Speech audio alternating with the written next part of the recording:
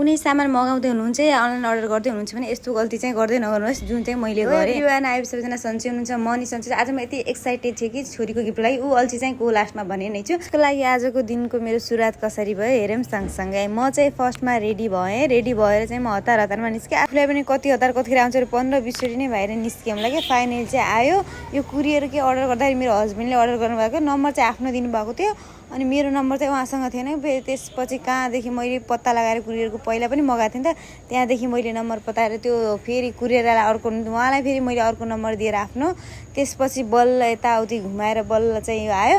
खासमा चाहिँ courier order गरेर आफ्नै नम्बर दिनुपर्छ। त्यसपछि चाहिँ यो मलाई कति कम्फर्टेबल हुन्छ भने छोरीको लागि खेलौना मगाएको थिएँ किनकि अहिले उनको गिजा धेरै नै चिलाएर आएको हुन्छ नि त, त्यसैले यो फ्रुट्स हालेर खान सजिलो हुन्छ भनेर उनको लागि यो मगाएँ। साथसाथै यो खेल्न पनि सकियो नि त।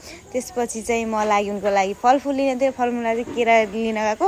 केरा कति महँगो भएको कि आजभोलि त। त्यसपछि चाहिँ म डुनट लिन यो फेरीमा गएको कि डुनट नै भ्याइए रहेछ कि। त्यसपछि मैले छोरीलाई केरा हाल्दै केही खाइनन् सबै शरीर लाएर उल्टो फोहोर गराएँ कि। त्यसपछि नमानेर मैले रुँदै थिएँ, मैले आफूसँगै लिएर काम गरेँ। कति गाह्रो कि बच्चासँग काम गर्न नि, त्यसैले बच्चासँग काम गर्नुभन्दा अगाडि सबै कुरा भ्याइन्छ भने मात्रै म्यानेज गर्नु होला कि, नत्र त एक्लै म्यानेज गर्न कम त गाह्रो हुन्छ। यो भोग्नेलाई मात्रै थाहा हुन्छ कि उहाँहरूले बुझ्नुहुन्छ। बच्चा आएपछि कम त गाह्रो हुन्छ, न अरूसँग जान्छन् भन्ने हुन्छ न अरूसँग मान्छन् भन्ने हुन्छ, केही पनि गर्दैन कि आफैले हेर्नुपर्छ। त्यसपछि मैले कम्फर्टेबल होला भनेर मगाएको चाहिँ सुरुमा चाहिँ मलाई लाउनै आधी घन्टा लाग्यो, आफैले हेल्प गरिदिनु भएको कि मैले चाहिँ उल्टो बनाइरहेको रहेछु। त्यसपछि चाहिँ घर पुगेँ, मम्मीले चाहिँ केरा र यो पुरी सेलरोटी ल्याउनु चाहिँ ऊ अल्छी मेरो भाइ भने 2 पैसाको गर्दैन, मम्मी भने थाकेर आउँछु म थाकेर आउँछु। त्यसपछि पनि आफैले खाना बनाउनु पर्छ कि उल्टो सुल्टो काम गर्छ। आजलाई यति नै।